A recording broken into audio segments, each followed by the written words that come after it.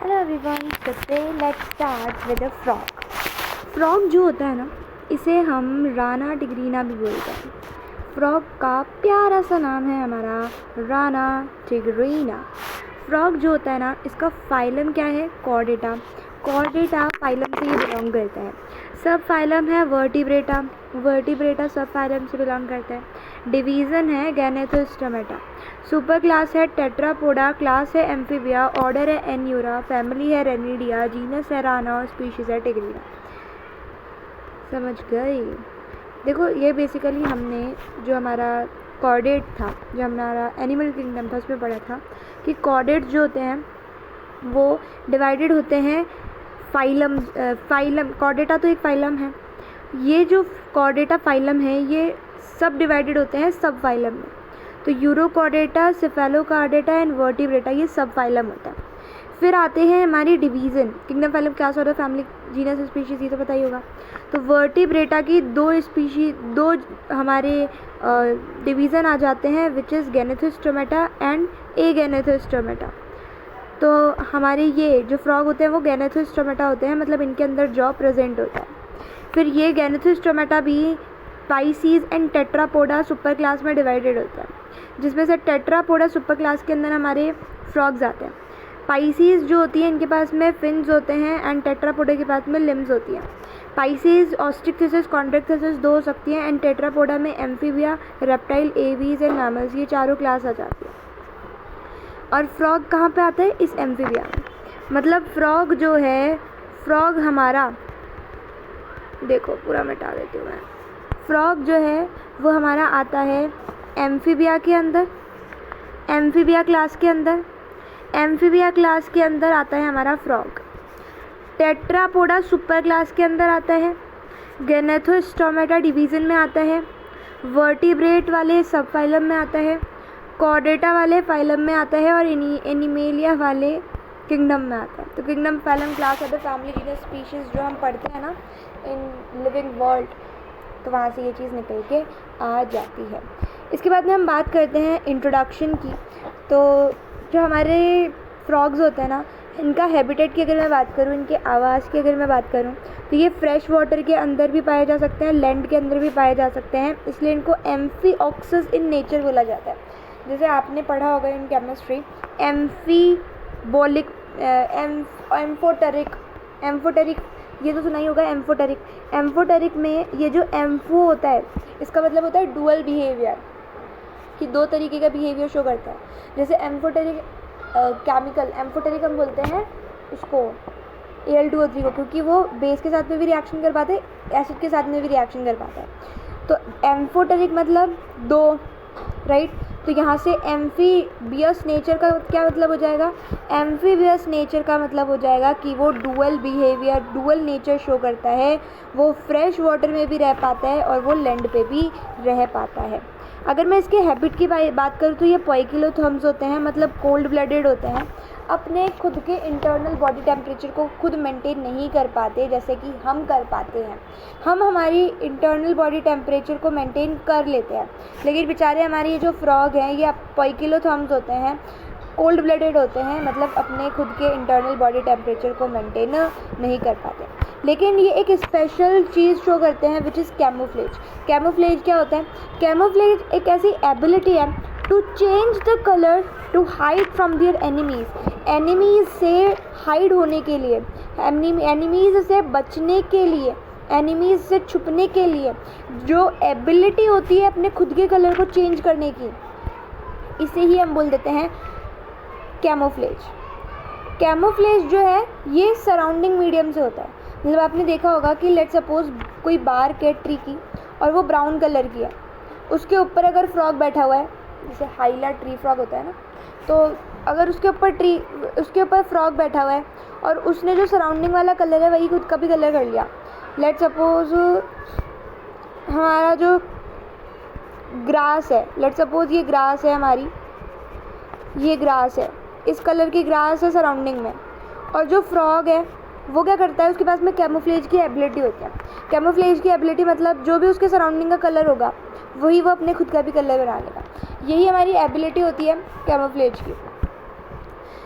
Camouflage भी show करता है एंड मिमिक्री भी शो करता है। मिमिक्री क्या होती है? मिमिक्री प्रोटेक्टिव कलरेशन होती है।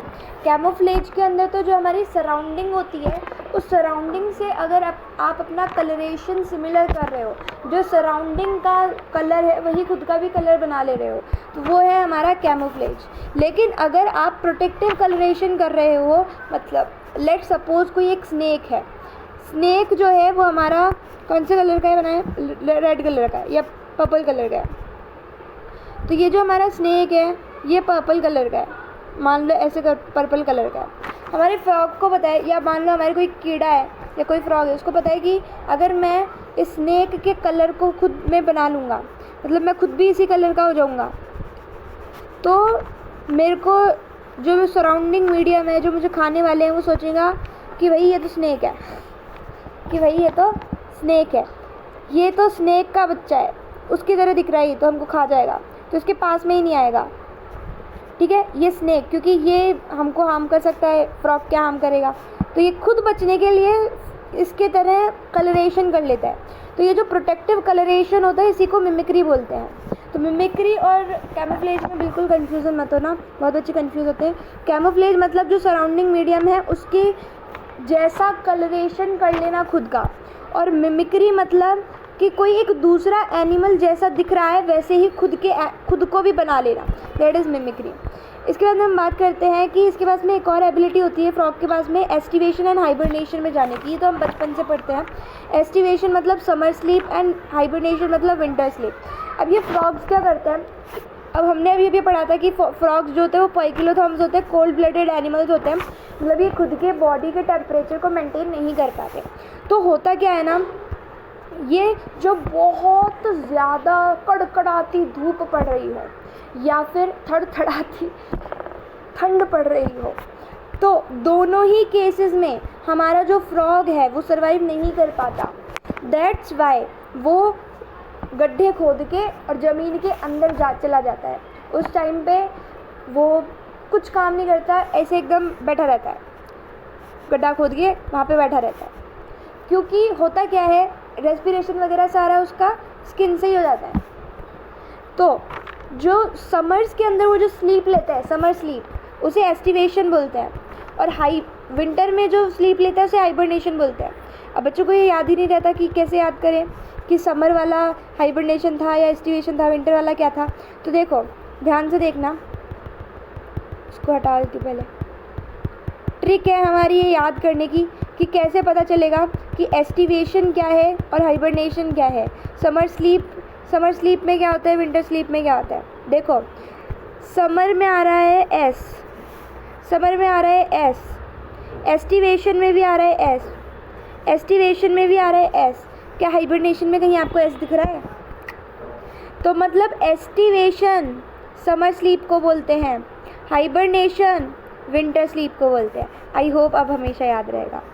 अब ये जो फ्रॉग होते हैं ना भाई साहब, कभी भी पानी नहीं पीते, लेकिन ऐसा नहीं है कि इनको पानी की रिक्वायरमेंट नहीं होती, इनको पानी की रिक्वायरमेंट होती है। ये अपने स्किन के थ्रू उस पानी को डायरेक्टली एब्जॉर्ब कर लेता है, पानी पीने का ये लोचा नहीं रखता, सीधा अपनी जो स्किन होती है उससे एब्जॉर्ब कर लेते हैं, पानी पीते नहीं है, ड्रिंक नहीं करते कभी भी अपने माउथ से।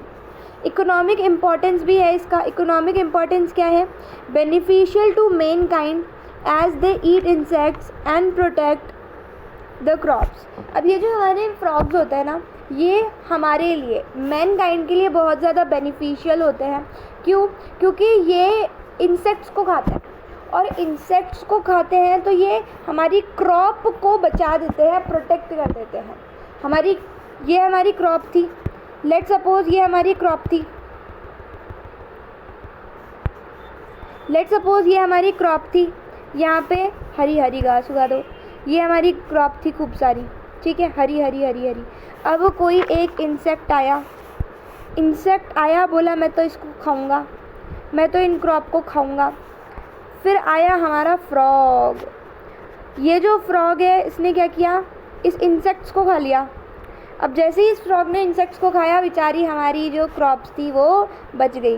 तो ऐसे ही हमारी मैनकाइंड के लिए बहुत ही ज़्यादा बेनिफिशियल होता है। ये मेंटेन करता है इकोलॉजिकल बैलेंस को as they serve as the link of food chain and food web in the ecosystem. हमारे इकोसिस्टम के अंदर food chain and food web के बीच में ये एक लिंक को सर्व करता है। दैट्स वाई ये इकोलॉजिकल बैलेंस भी मेंटेन करता है। अब देखो जनरली ना जितने भी एनिमल्स, जितने भी लिविंग ऑर्गेनिजम्स हमारे एनवायरनमेंट में, हमारे अर्थ के ऊपर एग्जिस्ट करते ना, उनका कुछ ना कुछ तो रोल रहता ही है फूड चेन या फूड वेब में, और कुछ नहीं तो इकोलॉजिकल बैलेंस को मेंटेन करने में वो काम आता है। इसके जो लेग्स होते हैं ना भाई, बाकायदा बहुत ही ज़्यादा मस्कुलर होते हैं। इसके लेग बहुत ज़्यादा मस्कुलर होते हैं, इसके लेग बहुत ज़्यादा मस्कुलर होते हैं एंड बहुत सारी कंट्रीज़ में इसके लेग्स को खाया जाता है। तो ये फूड की तरह भी यूज़ होता है बहुत सारी कंट्री में। अब इसके मॉर्फोलॉजी की अगर मैं बात करूँ तो इसकी जो डॉर्सल साइड होती है ना, वो ओलिव ग्रीन कलर की होती है, ऐसी होती है। आपने देखी भी होगी, जैसे ये फ्रॉग है तो ये फ्रॉग, ये वाला उसका डॉर्सल साइड होता है, ये ओलिव ग्रीन कलर का होता है। और इस ओलिव ग्रीन कलर के ऊपर ना कुछ कुछ ऐसे डार्क इर्रेगुलर से स्पॉट भी होते हैं, डार्क इर्रेगुलर से स्पॉट भी होते हैं। और जो इसकी वेंट्रल साइड होती है ना, वो पेल येलो कलर की होती है। इसकी जो वेंट्रल साइड होती है ना, वो पेल येलो कलर की होती है। तो याद रखना, हमारा जो फ्रॉग है वो डॉर्सल साइड में, ये उसकी डॉर्सल साइड है, डॉर्सल साइड में ओलिव ग्रीन कलर का होता है, उसके ऊपर डार्क इर्रेगुलर से स्पॉट होते हैं। और जो इसकी वेंट्रल साइड होती है वो पेल येलो कलर की होती है। येलो बना दो थोड़ा सा, पेल येलो, ठीक है। अब मैं इसके बॉडी डिवीज़न की बात करूँ तो इसमें कोई नेक नहीं होती, इसमें कोई टेल नहीं होती, ना तो कोई नेक है ना कोई टेल है, नेक भी नहीं है टेल भी नहीं है। तो क्या होता है हमारे फ्रॉग के पास में, हमारे फ्रॉग के पास में हेड होता है और ट्रंक होती है। एक तो हेड होगा इसके पास में, ये हेड, और ये जो पूरा बच गया ये पूरी ट्रंक हो जाएगी। तो हेड होता है और ट्रंक होती है, हेड होता है और ट्रंक होती है। बाकी ना तो इसके ऊपर कोई पूँछ देखिए कभी आपने फ्रॉग की कोई पूँछ, नेक देखिए नहीं, वो तो डायरेक्टली जुड़ा हुआ होता है उससे, राइट। तो याद रखना, हमारा जो फ्रॉग है इसकी सिर्फ और सिर्फ हेड होती है, ट्रंक होती है, ना तो नेक होता है ना टेल होती है। लिम्स जो होते हैं वो हेल्प करते हैं स्विमिंग करने में। देखो ये बहुत ज़्यादा इंपॉर्टेंट है कि जो लिम्स है वो किस किस चीज़ों में मदद करते हैं। लिम्स इसके स्विमिंग में मदद करते हैं, वॉकिंग चलने में मदद करते हैं। देखा है आपने कभी फ्रॉग को चलते हुए, स्विम करते हुए देखा है? अब भाई पानी में रह सकता है तो स्विम तो करना आता ही होगा ना, और लैंड पे भी रह सकता है तो चलना भी आता होगा। आपके तरह उसको छलांग लगानी भी आती होगी, लिपिंग करना भी आता होगा। और क्योंकि वो गड्ढे खोद के एस्टिवेशन एंड हाइबरनेशन में जब जाता है तो खुद ही गड्ढे खोदता है, तो उसे खोदना भी आता होगा, बैरोइंग भी आती होगी। तो हमारी जो ये लिम्स होते हैं फ्रॉग के, वो उसको स्विमिंग में मदद करते हैं, वॉकिंग में मदद करते हैं, लीपिंग में मदद करते हैं एंड बैरोइंग में मदद करते हैं। अब इसके कुछ पैरामीटर्स हैं, किसके? लिम्स के। इसकी जो लिम्स होती है ना, उसके कुछ पैरामीटर्स हैं। सबसे पहले अगर मैं डिजिट्स की बात करूं तो 4 लिम्ब में 4 डिजिट्स होती है। भाई ये कोई याद रखने की चीज़ है, 4 मतलब 4, तो 4 लिम्ब में कितनी डिजिट होगी? 4, ऑब्वियसली बात है। हाइंड लिम्ब में 5 हो जाएगी। भाई आपके पास कितनी उंगलियां हैं? 5 है ना, तो हाइंड लिम्ब में वैसे 5, लेकिन 4 लिम्ब में 4 है, 4 लिखा हुआ ही 4 है, तो यहाँ पे 4 हो जाएगी। अगर मैं बात करूँ इसके साइज़ की, तो इसके जो 4 लिम्ब होते हैं ना वो थोड़े से स्मॉलर होते हैं, हाइंड लिम्ब जो होते हैं वो थोड़े से लार्जर एंड मस्कुलर होते हैं, क्योंकि उन्हीं के ऊपर तो ये पूरा टिका हुआ होता है। जो हमारे वेब्स होते हैं ना वो 4 लिम्ब में नहीं होते हैं। अपन को पता है वेब्स जो होते हैं वो फिशेस वगैरह को स्विमिंग में मदद करते हैं, तो इसके हाइंड लिम्ब में वेब्स प्रेजेंट होते हैं, स्विमिंग में मदद करता है। 4 लिम्ब में कोई वेब प्रेजेंट नहीं होते। ये सेक्सुअल डायमॉर्फिज्म शो करते हैं, मतलब male frog and female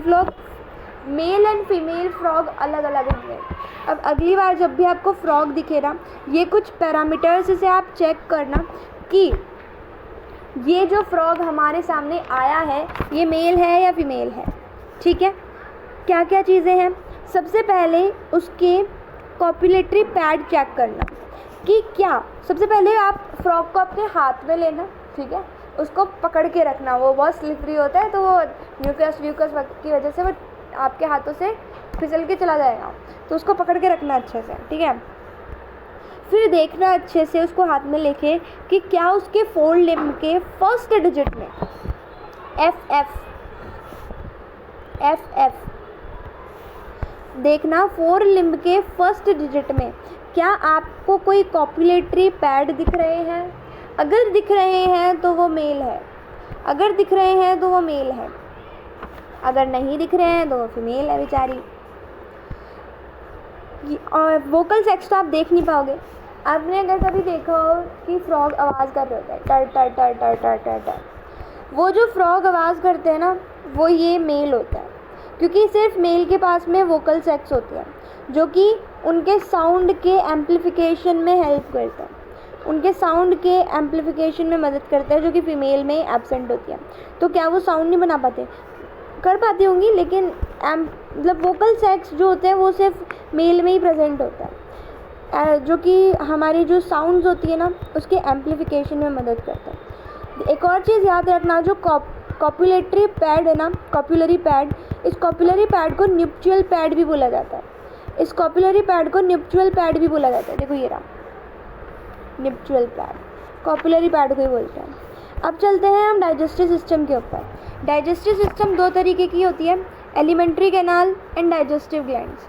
alimentary canal जो होती है ये शॉर्ट होती है बिकॉज फ्रॉग्स आर कार्निवोर्स। हमको पता है कि फ्रॉग्स जो थे वो क्या खा रहे थे, इंसेक्ट्स खा रहे थे। अब ऑब्वियसली बात है कोई इंसेक्ट्स को खाएगा तो वो कार्निवोर्स ही तो होगा। तो क्योंकि ये इंसेक्टिवोरस होते हैं दैट्स वाई ये कार्निवोर्स है, और कार्निवोर्स की जो एलिमेंट्री कैनाल होती है वो बहुत ज़्यादा शॉर्ट होती है, दैट्स वाई हमारी फ्रॉग की जो एलिमेंट्री कैनाल है वो भी बहुत ज़्यादा शॉर्ट है। अदर डाइजेस्टिव ग्लैंड्स की अगर मैं बात करूँ तो इसके अंदर लिवर एंड पेनक्रियाज प्रेजेंट होता है। फ्रॉग जो है ये मोस्टली अपने जैसे ही होता है, हमारे अंदर भी लिवर प्रेजेंट है, बेचारे फ्रॉग के अंदर भी लिवर प्रेजेंट है, हमारे अंदर भी पेनक्रियाज प्रेजेंट है, बेचारे फ्रॉग के अंदर भी पेनक्रियाज प्रेजेंट है। अगर मैं इसके पूरी डाइजेस्टिव सिस्टम की बात करूँ ऊपर से लेके नीचे तक, तो सबसे पहले होता है इनके भी माउथ, हमारे भी होता है ना माउथ से ही तो अपन खाना अंदर लेते हैं। ये भी ऐसे बाइलोब्ड टंग होती है, उसमें इंसेक्ट को फंसा के उसको अंदर ले लेता है, ठीक है। तो सबसे पहले माउथ के अंदर लेते हैं ये, माउथ से फिर वो जो पार्ट है वो जाता है बकल कैविटी में, बकल कैविटी से जाता है फेरिंग्स में, फेरिंग्स से जाता है ईसोफेगस में, ईसोफेगस से स्टमक, स्टमक से इंटेस्टाइन, इंटेस्टाइन से रेक्टम, रेक्टम से क्लोएका, फिर वहाँ से बाहर निकल जाता है। आई एम अगेन रिपीटिंग, जो माउथ होता है माउथ से वो जाता है बकल कैविटी में, बकल कैविटी से वो जाता है फेरिंग्स में, फेरिंग्स से वो जाता है ईसोफेगस में, ईसोफेगस से वो जाता है स्टमक में, स्टमक से वो जाता है इंटेस्टाइन में, इंटेस्टाइन से वो जाता है रेक्टम में, वहाँ से क्लोएका में ओपन हो जाता है, फिर क्लोएकल अपार्चर से बाहर आ जाता है। जैसे हमारे एनएस से बाहर आता है ना, वैसे उनके क्लोएकल अपार्चर से बाहर आ जाता है। फूड जो होता है वो बायोलोब्ड टंग के द्वारा कैप्चर किया जाता है। Digestion of food by the action of HCl and gastric juices occur in the stomach, जिसे हम काइम बोलते हैं। हमारे अंदर भी तो यही होता है। ये फूड के ऊपर हमारे स्टमक ने क्या किया, HCl और गैस्ट्रिक जूसेस को ऐड करवा दिया। जे इस पूरे काम को, इस पूरे चीज़ को जो ये बना फूड, HCl और गैस्ट्रिक जूसेस मिलके, उसी को ही हम काइम बोलते हैं। हमारे अंदर भी यही होता है और बेचारे फ्रॉग के अंदर भी यही होता है। बाइल जो होता है, जैसे बाइल हमारे अंदर भी तो होता है, बाइल क्या काम आता है बाइल? यस, फैट को इमल्सिफिकेशन करने में काम आता है। तो ये जो हमारा बाइल होता है ना, ये फैट की इमल्सिफिकेशन में काम आता है। And pancreatic juices through the common bile duct digest carbohydrate and protein in intestine. Intestine के अंदर क्या होता है, ये जो बाइल होता है, बाइल तो हमारे लिवर से आ जाता है जो कि फैट का इमल्सिफिकेशन करेगा। एंड पेनक्रिएटिक जूसेस पेनक्रियाज से आ जाते हैं। वहाँ से आने के बाद में ये कॉमन बाइल डक्ट के थ्रू इंटेस्टाइन में आ जाते हैं, और इंटेस्टाइन में आके ये कार्बोहाइड्रेट एंड प्रोटीन को क्या करते हैं, डाइजेस्ट करते हैं। तो याद रखना, हमारी जो इंटेस्टाइन होती है, इंटेस्टाइन के अंदर लिवर से बाइल आ जाता है, पेनक्रिएटिक जूसेस आ जाते हैं पेनक्रियाज से, फिर वहाँ से वो कॉमन बाइल डक्ट के थ्रू इंटेस्टाइन में आ जाते हैं और कार्बोहाइड्रेट एंड प्रोटीन का क्या कर देते हैं, डाइजेशन, फैट का तो बाइल कर ही देता है। डाइजेस्टेड फूड जो होता है फिर वो मिलाई देखो मैं क्या बोल रही हूँ विलाई एंड माइक्रोविलाई के द्वारा एब्जॉर्ब कर लिया जाता है। विलाई एंड माइक्रोविलाई के द्वारा एब्जॉर्ब कर लिया जाता है। तो देखो सिंपल सी बात है, सबसे पहले माउथ से जाएगा वो कहाँ पे, माउथ से जाएगा वो बकल कैविटी में, बकल कैविटी से वो जाएगा फेरिंग्स में, फेरिंग्स से ईसोफेगस, ईसोफेगस से स्टमक, स्टमक से इंटेस्टाइन, इंटेस्टाइन से रेक्टम, रेक्टम से क्लोएका, क्लोएका से क्लोएकल अपार्चर, क्लोएका से क्लोएकल अपार्चर। याद हुआ? पक्की बात। डाइजेशन जो है वो कंप्लीट होता है कहाँ पे, इंटेस्टाइन में। जो अनडाइजेस्टेड वेस्ट है वो रेक्टम के अंदर मूव कर जाता है एंड वहाँ से फिर क्लोएका से फिर क्लोएकल अपार्चर के थ्रू बाहर आ जाता है। न्यूट्रिशन की अगर मैं बात करूँ तो लार्वा इज़ हर्बीवोर। जो हमारा फ्रॉग्स होता है ना, उसका जो लार्वा होता है, टेडपोल लार्वा, वो हर्बीवोर होता है और उसकी इंटेस्टाइन की लेंथ बड़ी होती है। जैसे जैसे वो अडल्ट होता है तो वो इंसेक्ट्स को खाने लग जाता है, कार्निवोरस बन जाता है एंड इसलिए उसकी इंटेस्टाइन की लेंथ भी कम हो जाती है। ये तो हमने बात करी उसके डाइजेस्टिव सिस्टम की। अब हम बात करते हैं उसके रेस्पिरेटरी सिस्टम की। रेस्पिरेटरी सिस्टम के लोकेशन या ड्यूरिंग मोड ऑफ रेस्पिरेशन, मतलब कब वो कैसे रेस्पिरेशन करता है।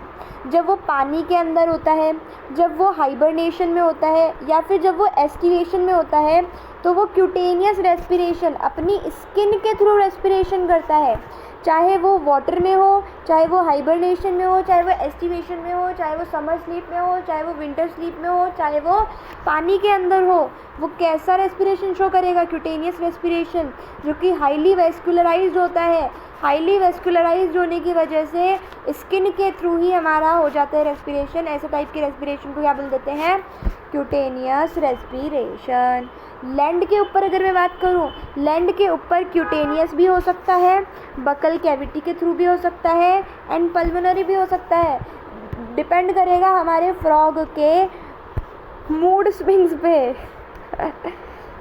मूड स्विंग्स तो आपको ही हो सकता है भाई, फ्रॉग को क्या होंगे मूड स्विंग्स। फ्रॉग के मूड पे डिपेंड करेगा कि उसे अपनी स्किन के थ्रू क्यूटेनियस रेस्पिरेशन करना है, अपनी बकल कैविटी के थ्रू रेस्पिरेशन करना है या फिर उसे लंग्स के थ्रू रेस्पिरेशन करना है। वो किसी के भी थ्रू रेस्पिरेशन कर सकता है। कब? जब वो लैंड पे है। जब वो लैंड पे होता है तब वो अपने ज़िंदगी का मालिक खुद होता है। उसका मन करेगा कि उसको स्किन से करना है क्यूटेनियस रेस्पिरेशन तो वो स्किन से कर लेगा। वो उसका मन करेगा कि वो उसे पल्मोनरी रेस्पिरेशन लंग्स के थ्रू करना है तो वो पल्मोनरी रेस्पिरेशन कर लेगा। उसका मन करेगा कि मुझे तो बकल कैविटी से रेस्पिरेशन करना है तो वो बकल कैविटी से रेस्पिरेशन कर लेगा। जो लंग्स होते हैं ना, ये एक पेयर में प्रेजेंट होते हैं। दो लंग्स प्रेजेंट होते हैं, एक पेयर ऑफ लंग्स प्रेजेंट होते हैं जो कि इलोंगेटेड एंड पिंक होते हैं। पिंक होते हैं तो इसको पिंक से बनाओ, पिंक होते हैं हमारी लंग्स। तो ये मान लो हमारा फ्रॉग है, फ्रॉग तो ग्रीन होता है यार, फ्रॉग ग्रीन होता है, फ्रॉग को ग्रीन बनाएंगे आप। मिटाओ इसको, सबको मिटाओ। ये देखो, ये है हमारा फ्रॉग, ठीक है। फ्रॉग की डॉर्सल सरफेस कैसी थी, इरेगुलर स्पॉट्स थे इसके ऊपर, डार्क ग्रीन थी। ये डॉर्सल सरफेस हो गई। इसके ऊपर इरेगुलर से स्पॉट बना दो, ये से इरेगुलर बना दो, इरेगुलर से स्पॉट बना दिए। इसकी जो वेंट्रल सरफेस थी वो कैसी थी, इसकी ventral surface pale yellow colour की थी, ये वेंट्रल सरफेस हो गई। इसके पास में क्या है, इसके पास में दो लंग प्रेजेंट है जो कौन से कलर के हैं, पिंक कलर के हैं। एक पेयर ऑफ लंग्स बोला है ना, एक पेयर ऑफ लंग्स बोला है, एक पेयर ऑफ लंग्स बोला है मतलब दो लंग्स प्रेजेंट है। तो दो लंग्स प्रेजेंट है, एक पेयर ऑफ लंग्स प्रेजेंट है जो कि पिंक कलर के हैं, पिंक कलर के हैं। इलोंगेटेड है तो इनको इलोंगेटेड बना दो, लो थोड़े से इलोंगेटेड बना देते हैं हम इनको, क्योंकि एनसीईआरटी की हर एक लाइन हमको याद रखनी है। तो ये इलोंगेटेड बना दिया हमने, थोड़े से इलोंगेटेड होते हैं, पिंक होते हैं एंड थॉरेक्स में प्रेजेंट होते हैं। ये थॉरेक्स ही तो है, ये थॉरेक्स रीजन ही तो होता है इसका, ये थोरेक्स रीजन हो गया इसका। पल्मोनरी रेस्पिरेशन जो होता है उसके अंदर क्या होता है, एयर जाती है नॉस्ट्रल में, नॉस्ट्रल से जाती है बकल कैविटी में, फिर बकल कैविटी से जाती है लंग्स में। ऐसे रेस्पिरेशन होता है इनका by pulmonary respiration. Pulmonary respiration मतलब लंग्स के थ्रू रेस्पिरेशन, सिंपल सी बात है। अब हम बात करते हैं सर्कुलेटरी रेस्पिरेशन की। देखो हमारा डाइजेस्टिव सिस्टम हो गया, हमारा रेस्पिरेटरी सिस्टम हो गया। अब हम तीसरा पढ़ रहे हैं फ्रॉग का सर्कुलेटरी सिस्टम। सर्कुलेटरी सिस्टम जो होता है इसका क्लोज्ड टाइप होता है। देखो ओपन टाइप ना सिर्फ और सिर्फ दो में ही पाया जाता है। ओपन टाइप एक तो प्रेजेंट होता है हमारे एनेलिडा में, नहीं क्लोज टाइप सिर्फ दो में ही पाया जाता है, उल्टा बोल दिया। क्लोज टाइप सिर्फ दो में ही पाया जाता है, एक तो एनेलिडा में और दूसरा एक तो एनेलिडा में और एक कॉर्डेटा में। सिर्फ ये दो ही फाइलम ऐसे होते हैं जिसके अंदर क्लोज सर्कुलेटरी सिस्टम पाया जाता है। तो हमारा फ्रॉग क्या है, फ्रॉग हमारा कॉर्डेटा के अंदर आता है, तो मतलब इसके अंदर सर्कुलेटरी सिस्टम कैसा हो जाएगा, क्लोज टाइप हो जाएगा। लेकिन ध्यान रखना इसमें इनकम्प्लीट डबल सर्कुलेशन होता है। इसमें दो एट्रियम होते हैं, एक वेंट्रिकल होता है। दो एट्रियम हमारे पास तो क्या होता है, हमारे पास में कंप्लीट डबल सर्कुलेशन होता है। हमारा ऐसा होता है, ऐसा होता है ना अपना, ऐसा ऐसा ऐसा ऐसा होता है अपना, कंप्लीट डबल सर्कुलेशन है। यहाँ से लंग्स में जाता है, फिर वापस यहाँ पे आ जाता है, यहाँ से जाता है वापस यहाँ पे जाता है। फ्रॉग में ऐसा नहीं होता। फ्रॉग में क्या होता है, फ्रॉग में ये बीच वाली डंडी नहीं होती, ये पूरा वेंट्रिकल एक ही होता है, ऐसा होता है। फ्रॉग में दो एट्रियम होते हैं, एक वेंट्रिकल होता है। ये फ्रॉग का हार्ट, कितना सुंदर हार्ट बनाया है भाई मैंने, यही फ्रॉग का हार्ट हो जाएगा। ठीक है, 3 चैम्बर्ड हार्ट होता है हमारे फ्रॉग का, 2 एट्रियम होते हैं, एक वेंट्रिकल होता है एंड ये कवर्ड होता है बाय पेरिकार्डियम। पेरिकार्डियम ये जो हमारी पूरी आउटर वॉल होती है ना, ये वाली इस पूरी लेयर को पेरिकार्डियम बोला जाता है। ठीक है, तो इसकी लेयर को इसको पेरिकार्डियम बोला जाता है, याद रखना भाई, ये तो याद ही रहेगा ना। पेरी मतलब पेरीफेरी पे, कार्डियम मतलब हार्ट। तो हार्ट की पेरीफेरी पे जो लेयर है उसको क्या बोल देंगे, पेरिकार्डियम बोल देंगे। इसके पास में एक साइनस वेनोसिस प्रेजेंट होता है। साइनस वेनोसिस क्या है, देखो ये साइनस वेनोसिस डॉर्सल साइड में प्रेजेंट होता है। जैसे ये हमारा हार्ट है ना, ये हमारा नहीं फ्रॉग का हार्ट है, ये दिल है फ्रॉग का, जिसके अंदर 2 एट्रियम है, एक वेंट्रिकल है। इसके ऊपर डॉर्सल साइड में साइनस वेनोसिस प्रेजेंट होता है, एक वेन जो कि जॉइन करता है राइट एट्रियम को, ये राइट एट्रियम को जॉइन कर लेता है। वेंट्रिकल्स जो होते हैं ओपन होते हैं into a sac like conus arteriosus, और ये जो वेंट्रिकल होता है ना वो एक और सैक में ओपन होता है, उस एक और सैक को बोला जाता है कॉनस आर्ट्रियोसिस। कॉनस कौन है, मुझे तो लगा था आर्टरी है। आप कौन हो, वेन बोलता है आप कौन हो, वेन क्या बोलता है, आप कौन हो, तो वो बताती है कौन हो, कौन का जवाब देती है मैं आर्टीरियोसस हूँ, क्योंकि आर्टरी ही तो ब्लड लेके जाती है ना अवे फ्रॉम द हार्ट। हमारी भी तो यहाँ पे एओर्टा आर्टरी ऐसी होती है ना लेफ्ट वेंट्रिकल में, तो वैसे ही यहाँ पे भी क्या होती है, यही ओपन होती है आर्टरी के अंदर पे। तो वेंट्रिकल पूछता है आप कौन हो, कौनस, तो आर्टरी बोलती है आर्टीरियोसस, मैं आर्टरी हूँ। और वी से ही वेंट्रल मतलब वेंट्रिकल्स जो होते हैं उसके वेंट्रल साइड में कॉनस आर्टरियोसिस प्रेजेंट होता है, वहीं अगर मैं बात करूँ राइट एट्रियम के ऊपर क्या आएगी, वेन आएगी, तो वेनोसिस, देखो यहाँ पे आर्टरी थी तो आर्टरियोसिस, यहाँ पे वेन है तो वेनोसिस। वेन डालती है, वेन टुवर्ड्स द हार्ट आती है and artery away from the heart जाती है, away from the heart artery जाती है, टुवर्ड्स द हार्ट वेन आती है। तो जो वेन होती है, वेन हमारी क्या करेगी, ओपन होगी साइनस वेनोसिस में, जो कि डॉर्सल साइड में प्रेजेंट होती है, राइट एट्रियम में ओपन जाती है। ध्यान रखना अगर ये लेफ़्ट एट्रियम कर देगा तो गलत हो जाएगा, लेफ़्ट एट्रियम में ओपन नहीं होती, राइट एट्रियम में ओपन होती है। और वेंट्रिकल, वेंट्रिकल पूछता है आप कौन हो, इससे पूछता है इस फूले वैसे स्ट्रक्चर से आप कौन हो, तो ये फुला सा स्ट्रक्चर बोलता है कि मैं आर्टरी में ओपन होता हूँ, तो आर्टियोसिस। कॉनस आर्टियोसिस कहाँ, वी से वेंट्रल, वेंट्रिकल्स, वी से वेंट्रल साइड, तो वेंट्रिकल्स के वेंट्रल साइड में कॉनस आर्टियोसिस प्रेजेंट होती है जो कि आर्टरी में ओपन होती है।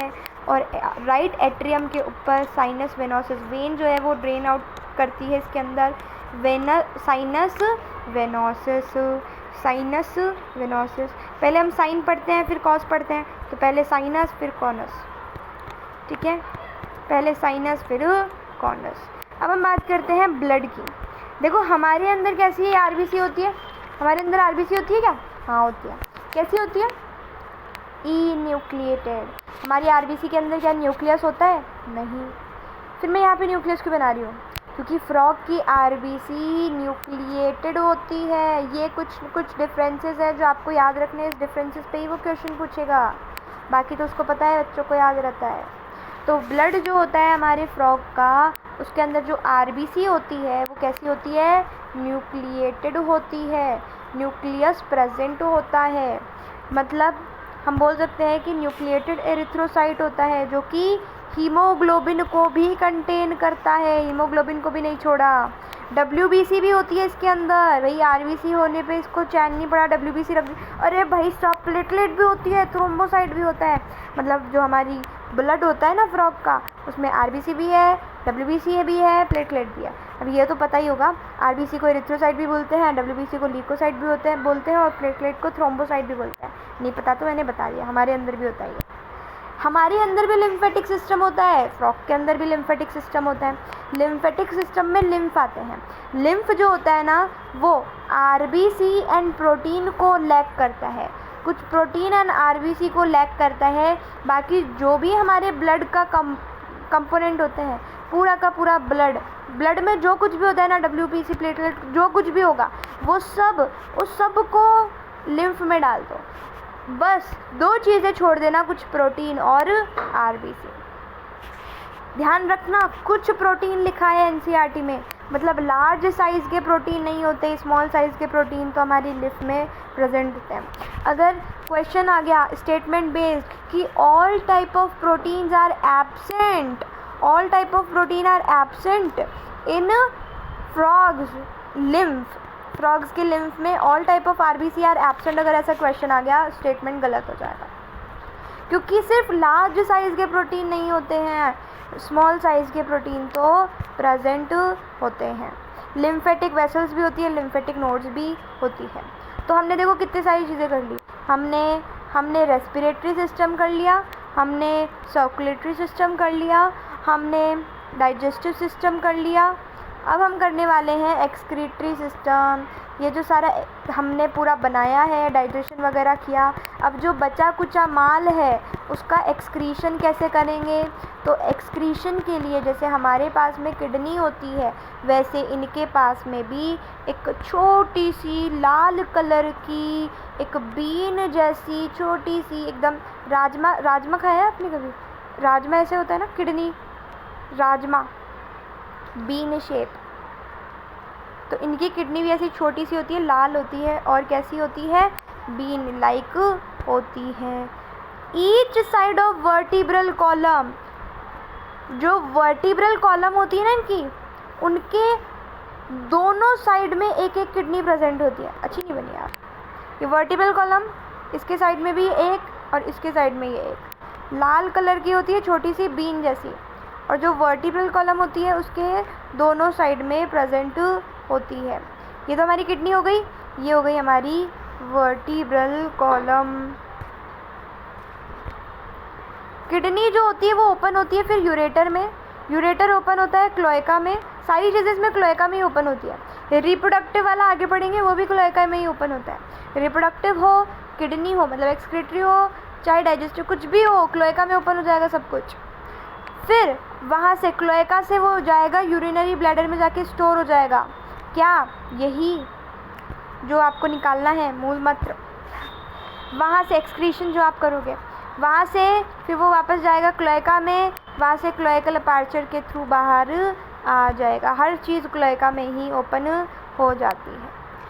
Each side of vertebral column में 2 किडनी प्रेजेंट होती है, मतलब टोटल 2 प्रेजेंट होती है हर वर्टिब्रल कॉलम के दोनों तरफ एक एक। नेफ्रॉन जो हमारे किडनीज के अंदर भी प्रेजेंट होते हैं, स्ट्रक्चरल एंड फंक्शनल यूनिट है, इनके अंदर भी स्ट्रक्चरल एंड फंक्शनल यूनिट होती है। हमारे अंदर भी इसको यूरिनिफेरस ट्यूब्यूल बोला जाता है, बेचारे फ्रॉग के अंदर भी इसको यूरिनिफेरस ट्यूब्यूल बोला जाता है। याद रहेगा क्या? Uriniferous tubule. यूरेटर जो होता है, यूरेटर जो होता है वो एक्ट करता है यूरिनोजेनाइटल डक्ट की तरह मेल्स के अंदर। क्यों? क्योंकि ये यूरिनोजेनाइटल है, यूरिन को भी पास करता है, जेनाइटल गैमीट वगैरह को भी पास करता है। फीमेल्स के अंदर यूरेटर एंड ओविडक्ट जो होती है वो क्लोएका में सेपरेटली ओपन होती है, इसलिए फीमेल्स के अंदर हम यूरेटर को यूरिनोजेनाइटल डक्ट नहीं बोल सकते। यूरिनोजेनाइटल डक्ट जो है सिर्फ और सिर्फ मेल्स के अंदर ही हम बोल सकते हैं। तो सिर्फ मेल्स में यूरेटर को यूरिनोजेनाइटल डक्ट बोल सकते हैं, फीमेल्स के अंदर इसको यूरेटर को यूरिनोजेनाइटल डक्ट नहीं बोलते, क्योंकि ureter and oviduct separately open होते हैं क्लोएका के अंदर। अब ये क्लोएका इतनी देर से आ रहा है, इसको भी पढ़ लेते हैं। क्लोएका एक स्मॉल छोटू सा मीडियम चैम्बर होता है जो कि हेल्प करता है to store and pass the faecal matter को स्टोर करने के लिए, उसको पास करने के लिए, यूरिन को स्टोर करने के लिए, उसको पास करने के लिए, स्पर्म्स को स्टोर करने के लिए, उसको पास करने के लिए, to the exterior via the cloacal aperture. Urinary bladder की भी बात कर लेते हैं। यूरिनरी ब्लैडर जो होता है वो लाल कलर का बीन लाइक होता है, किडनी जैसा। ये बात तो कुछ पची नहीं, इसको हटा दो। वेंट्रल होता है, रेक्टम के वेंट्रल साइड में प्रेजेंट होता है, एंड ये भी क्लोएका में जाके ओपन हो जाता है। तो देखो हमने क्या क्या पढ़ लिया। हमने डाइजेस्टिव सिस्टम पढ़ लिया, हमने एक्सक्रीटरी सिस्टम पढ़ लिया, हमने रेस्पिरेटरी सिस्टम पढ़ लिया, और कौन सा सिस्टम पढ़ा? एक्सक्रीटरी सिस्टम पढ़ लिया, सर्कुलेटरी सिस्टम पढ़ लिया, रेस्पिरेटरी सिस्टम पढ़ लिया, और डाइजेस्टिव सिस्टम पढ़ लिया। तो यहाँ पे हमने सर्कुलेटरी सिस्टम भी पढ़ लिया। ये 4 सिस्टम हम पढ़ चुके हैं। अब हम अगला 5वां सिस्टम पढ़ेंगे, न्यूरल सिस्टम, जिसके ह्यूमंस के लिए पूरे एक एक चैप्टर दे रखे हैं। उन सिस्टम को हम थोड़े थोड़े करके यहाँ पे निपटा रहे हैं। फ्रॉग का एक ही चैप्टर दे रखा है, तो शुक्र मनाओ, सबके अलग अलग चैप्टर तो नहीं दे रखे, कम से कम अलग अलग दे रखे होते तो भी तो पढ़ते। एक दे रखा है, अब इसको तो पढ़ लो। न्यूरल सिस्टम जो होता है, न्यूरल सिस्टम के अंदर 2 आ जाते हैं इसके, एक तो सेंट्रल नर्वस सिस्टम, एक peripheral nervous system. Central nervous system में एक तो ब्रेन आ जाता है, एक स्पाइनल कॉर्ड आ जाता है। ब्रेन को इनक्लोज करता है क्रेनियम, मतलब ब्रेन के चारों तरफ क्रेनियम प्रेजेंट होता है। स्पाइनल कॉर्ड को इनक्लोज करता है वर्टिब्रल कॉलम, मतलब स्पाइनल कॉर्ड जो होती है वो वर्टिब्रल कॉलम के बीच में प्रेजेंट होती है। अगर मैं बात करूँ पीएनएस की, पेरिफेरल नर्वस सिस्टम की, तो इसमें बाकी सारी चीज़ें जो पेरीफेरी पे, ये हमारी बॉडी है। हमारी बॉडी के अंदर भी जैसे ये था, ये ब्रेन था, और वर्टिब्रल कॉलम के अंदर स्पाइनल कॉर्ड, बाकी जितनी भी पेरीफेरी पे, यहाँ पे इस पेरीफेरी पे, यहाँ पे हाथों पाँव में पेरीफेरी पे जो भी जितने भी नर्व्स हैं, स्पाइनल नर्व्स इनको बोलेंगे, वो सारी क्या है? पेरीफेरल नर्वस सिस्टम है, पेरीफेरल नर्वस सिस्टम है। क्रेनियल नर्व्स जो होती है वो कितनी होती है इसमें? ध्यान रखना, क्रेनियल नर्व्स टोटल 20 होती है, 10 पेयर्स होती है, टोटल 20 होती है। क्रेनियल नर्व्स फ्रॉग के अंदर, क्रेनियल नर्व्स फ्रॉग के अंदर 10 पेयर्स होती है, टोटल 20 हो जाएगी, इसको याद रखना। एएनएस ऑटोनॉमस नर्वस सिस्टम भी इसके अंदर होता है, एएनएस ऑटोनॉमस नर्वस सिस्टम भी इसके अंदर प्रेजेंट होता है। बैक टू ब्रेन, ब्रेन जैसे हमारे अंदर 3 होते हैं ना, fore brain, mid brain, hind brain, वैसे इसके अंदर भी 3 होते हैं, fore brain, mid brain and hind brain. Fore brain जो होता है, फोर ब्रेन के अंदर एक तो सेरिब्रल हेमिस्फीयर्स होते हैं, पेयर्ड होते हैं, याद रखना 2 होते हैं। एक जैसे हमारे ये एक हेमिस्फीयर, एक ये सेरिब्रल हेमिस्फीयर, ऐसे होता है इसका फोर ब्रेन, ठीक है। ऑल्फैक्टरी लोब्स प्रेजेंट होते हैं स्मेल के लिए। कहाँ पे? ये ऑल्फैक्टरी लोब भी बना दो, ये ऑल्फैक्टरी लोब बना दिया मैंने, ये ऑल्फैक्टरी लोब बना दिया। ऑल्फैक्टरी लोब प्रेजेंट होता है स्मेल के लिए फोर ब्रेन में ही। और एक डायनसेफेलॉन भी प्रेजेंट होता है। लो डायनसेफेलॉन भी बना देते हैं, ये डायनसेफेलॉन ऐसे बना देते हैं, डायनसेफेलॉन।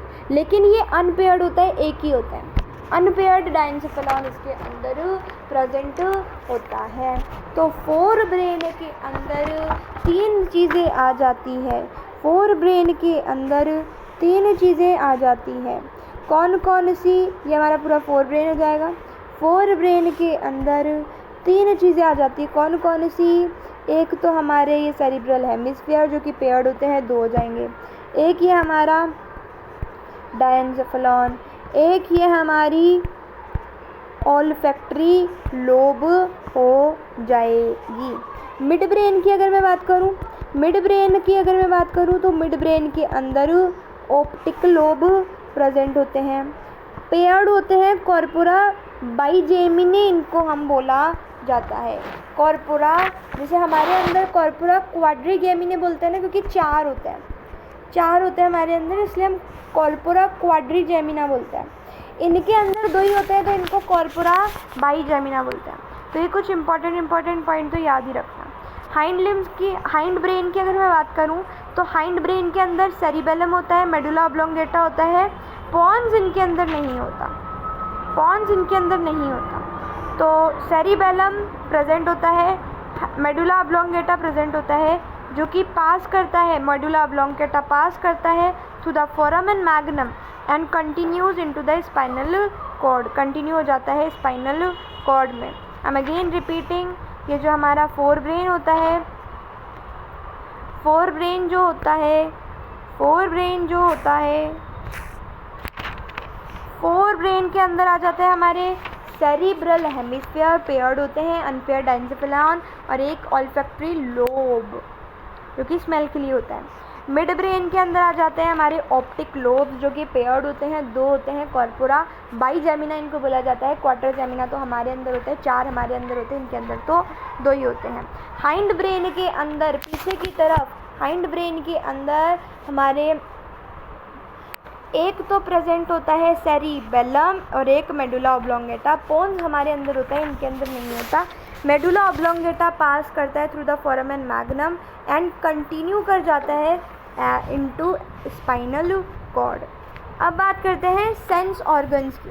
सेंस ऑर्गन्स के लिए हमारे जो फ्रॉग्स होते हैं ना, उनके पास में एक तो सेंसरी पैपिले होता है, सेंसरी पैपिले टच के लिए होता है, सेंसरी पैपिले जो होते हैं वो टच के लिए होते हैं, ठीक है। तो जैसे अपन स्किन से टच करते हैं ना, स्किन से अपन किसी को भी टच कर रहे हैं, अभी जैसे मैं मोबाइल की स्क्रीन को भी टच करती हूँ, तो ये क्या है, हमारे हम स्किन के थ्रू कर रहे हैं। फ्रॉग जो होते हैं उनके पास में क्या होता है, सेंसरी पैपिले होते हैं, उनके थ्रू वो टच करते हैं। टेस्ट के लिए आपके पास तो टेस्ट बर्ड्स है, आपके पास जीभ है ना, उसके ऊपर प्रेजेंट होता है, डाइजेस्टिव उसमें पढ़ते हैं, हमें अभी काम का नहीं है। तो हमारी जो जीभ होती है उसके ऊपर प्रेजेंट होता है, तो आप तो समझ लो टंग से करते हो आप, ठीक है। तो वैसे ही हमारे जो फ्रॉग होते हैं उनके पास में टेस्ट बर्ड्स प्रेजेंट होती है, टेस्ट के लिए टेस्ट बर्ड्स ऑब्वियसली, सेंस करने के लिए, टच को सेंस करने के लिए सेंसरी पैपिले, टच को सेंस करने के लिए सेंसरी पैपिले, टेस्ट को करने के लिए टेस्ट बर्ड्स। नेज़ल नोज़ से क्या करते हो आप, स्मेल के लिए नेज़ल एपिथेलियम होता है। अब अपने तरह पूरी एक अच्छी खासी नोज़ नहीं होती, बस नेज़ल एपिथेलियम से ये स्मेल कर लेता है। सिंपल आइज़ होती है विज़न के लिए, सिंपल आइज़ होती है विज़न के लिए। अब भाई हम है ना एडवांस, मोस्ट एडवांस, तो जिनकी आँखें भी ख़राब हो जाती है तो चश्मा लगा लेते हैं। बेचारे जो फ्रॉग होती है इनकी आइज़ बहुत ज़्यादा सिंपल होती है, विज़न के लिए होती है। आइज़ तो ऑब्वियसली यार विज़न के लिए ही होगी ना। ईयर्स किसके लिए होते हैं, क्या करते हो ईयर्स से, क्या कर रहे हो अभी ईयर्स से, सुन रहे हो। एक और चीज़ इक्विलिब्रियम, ये वैसे हट चुका है सिलेबस से, लेकिन इसके अंदर दिया हुआ है तो ध्यान रखना, इक्विलिब्रियम में मदद करता है, बैलेंसिंग में मदद करता है। तो एक और चीज़, ये जो हमारी आइज़ एंड ईयर होते हैं ना, ये तो वेल ऑर्गेनाइज्ड स्ट्रक्चर होते हैं फ्रॉग के अंदर, बेचारे sensory papillae, taste buds, nasal epithelium, इन सब के सिर्फ और सिर्फ सेलुलर एग्रीगेशंस होते हैं नर्व एंडिंग के अराउंड। मतलब ये तीनों चीज़ें इतनी ज़्यादा अच्छे से प्रेजेंट नहीं होती, sensory papillae, taste buds, nasal epithelium, लेकिन जो सिंपल आइज होती है और जो ईयर्स होते हैं वो अच्छे खासे ऑर्गेनाइज्ड स्ट्रक्चर में प्रेजेंट होते हैं। एक्सटर्नल ईयर्स जो होते हैं वो एब्सेंट होते हैं फ्रॉग के अंदर। एक्सटर्नल ईयर्स जो होते हैं वो एब्सेंट होते हैं फ्रॉग के अंदर। फ्रॉग के अंदर एक्सटर्नल ईयर्स नहीं होते हैं, सिर्फ जो टिम्पेनम मेम्ब्रेन होती है वो रिप्रेजेंट करती है उनके ईयर्स को। अब हम बात करते हैं इनके एंडोक्राइन ग्लैंड की। एंडोक्राइन ग्लैंड जैसे हमारे अंदर पिट्यूटरी, थायराइड, पैराथायराइड, थाइमस ये सब होते हैं, इनके अंदर भी होते हैं। कौन कौन सी होती है? पिट्यूटरी होती है, थायराइड, पैराथायराइड होती है, थाइमस होती है, पीनियल बॉडी होती है, गोनाड्स होते हैं, पेनक्रिएटिक आइलेट्स होते हैं, एड्रिनल भी होता है। जो भी आपको याद आएगा सब होता है भाई। Pituitary, thyroid, parathyroid, pancreatic islets, thymus, pineal gland, gonads, adrenal, सब कुछ। अब हम बात करते हैं रिप्रोडक्टिव सिस्टम की। Reproductive system, male reproductive system, female reproductive system, दोनों का ऑब्वियसली अलग अलग होगा। तो सबसे पहले हम बात करते हैं मेल रिप्रोडक्टिव सिस्टम की। मेल रिप्रोडक्टिव सिस्टम जो होता है इसके अंदर क्या होता है, देखो समझो, ये हमारा मेल है, ठीक है। मेल का देखो मैं दिखा देती हूँ, ये मेल का पूरा रिप्रोडक्टिव सिस्टम है और ये फीमेल का रिप्रोडक्टिव सिस्टम है। फिर ये छोटी सी बात पर हमको पढ़नी है, फिर हमारा फ्रॉक खत्म हो जाएगा। बस रिप्रोडक्टिव सिस्टम अच्छे से पढ़ लो। अब देखो मेल रिप्रोडक्टिव सिस्टम के अंदर क्या होता है, सबसे पहली चीज़ इसके अंदर टेस्टीज प्रेजेंट होती है। ऑब्वियसली यार मेल है तो टेस्टीज तो होगी ना।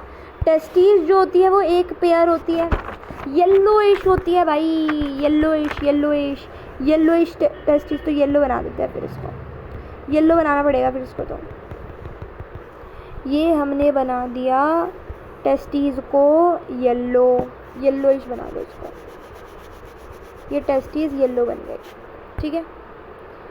इस वाली टेस्टीज को भी येल्लो बना दो। ओवॉइड होती है, ये ओवॉइड भी बना दिया मैंने, ओवल शेप की, इसके अंदर भी ओवॉइड बना दो, इसको भी ओवॉइड बना दो। प्रॉपर येलो कलर की होती है, ओवॉइड होती है, ठीक है।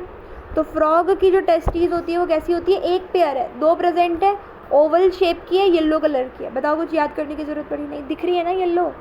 Attach to the upper side of the kidney, जो ये किडनी होती है ना, ये किडनी है इसकी, ये किडनी है, इस किडनी के अपर साइड में प्रेजेंट होती है क्या, testes, by the double fold of peritoneum called mesorchium. एक डबल फोल्ड ऑफ पेरिटोनियम होता है, पेरिटोनियम का एक डबल फोल्ड होता है जिसको मेसोर्कियम बोलते हैं। देखो ये रहा, पेरिटोनियम के डबल फोल्ड होते हैं जिसको मेसोर्कियम बोला जाता है। ये ऐसे, ये डबल फोल्ड होते हैं ऐसे पेरिटोनियम के, इसको मेसोर्कियम बोला जाता है। इस डबल फोल्ड ऑफ पेरिटोनियम से किडनी के अपर साइड में टेस्टीज जो होती है वो अटैच होती है। लोअर साइड कर देगा गलत हो जाएगा, अपर साइड में होती है। डबल की जगह सिंगल फोल्ड कर देगा गलत हो जाएगा क्योंकि डबल फोल्ड होती है। पेरिटोनियम होती है और क्या होती है, क्या बोलते हैं उसको, मेसोर्कियम बोल देते हैं। इसके अंदर फिर एक बिडर्स कैनाल में ही ओपन होती है, यहाँ से वासा एफ्रेंशिया निकल रहे होते हैं जो कि 10 to 12 इन नंबर होते हैं। 10 to 12 इन नंबर होते हैं वासा एफ्रेंशिया, इधर से भी निकल रहे होते हैं और इधर से भी निकल रहे होते हैं। ये ओपन होते हैं हमारे बिडर्स कैनाल में, बिडर्स कैनाल से फिर ये आ जाते हैं क्लोएका के अंदर। इसी क्लोएका के अंदर हमारा रेक्टम भी आया, ओपन हुआ। इसी क्लोएका के अंदर यूरिनरी ब्लैडर भी ओपन हो गया। इसी क्लोएका के अंदर यूरिनोजेनाइटल अपर्चर भी ओपन हो गए। कितनी सारी चीज़ें ओपन हो गई। फिर एक कॉमन क्लोएकल अपर्चर के थ्रू इन सारी चीज़ों को हमने बाहर फेंक दिया। तो कुछ नहीं है, टेस्टीज है, टेस्टीज से वासा एफ्रेंशिया है, कितने 10 to 12 इन नंबर, इधर से भी 10 to 12, इधर से भी 10 to 12। टेस्टीज कैसी है, टेस्टीज ओवल है, ओवल और येलो कलर की है, ठीक है। फिर ये ओपन होती है बिडर्स कैनाल में, बिडर्स कैनाल ओपन होता है यूरिनोजेनाइटल डक्ट में, यूरिनोजेनाइटल डक्ट ओपन होता है क्लोएका में, क्लोएकल ओपन होता है क्लोएकल अपर्चर में, ठीक है। और देख लो, चाहे लो अच्छे से देखो, स्क्रीनशॉट लेना है तो स्क्रीनशॉट भी ले सकते हो, ठीक है।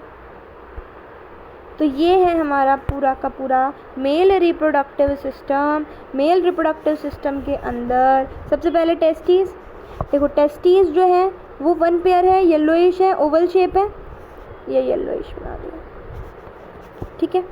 इसके अंदर ओपन हो रहे हैं ये वासा एफ्रेंशिया, ये वासा एफ्रेंशिया जो कि कितने होते हैं 10 to 12 इन नंबर होते हैं।